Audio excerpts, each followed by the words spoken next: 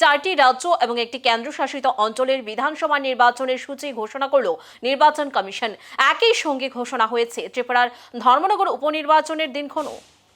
রবিবার সাংবাদিক সম্মেলন করে 4টি রাজ্য আসাম, পশ্চিমবঙ্গ, কেরল, তামিলনাড়ু এবং কেন্দ্রশাসিত অঞ্চল পুদুচেরির বিধানসভা নির্বাচনের সূচি ঘোষণা করেছে ভারতের নির্বাচন কমিশন।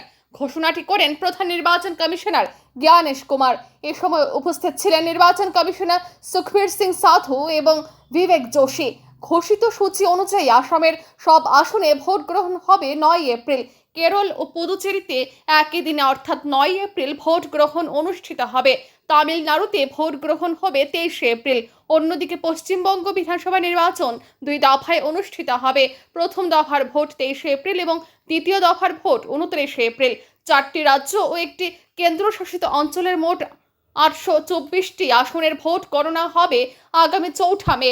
নির্বাচন কমিশন জানিয়েছে, ভোট যাতে সম্পূর্ণ শান্তিপূর্ণ ও স্বচ্ছভাবে সম্পন্ন হয় তা নিশ্চিত করতে কঠোর ব্যবস্থা নেওয়া হবে।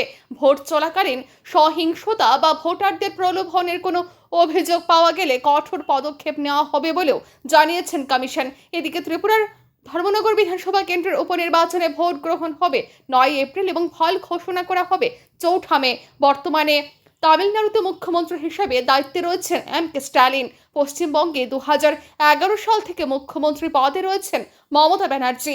কেরলে এলডিএফ সরকারের নেতৃত্বে মুখ্যমন্ত্রী হিসেবে দায়িত্বে আছেন পিনারাই বিজয়ন এবং আসামে বর্তমানে মুখ্যমন্ত্রী হিমন্ত বিশ্ব শর্মা।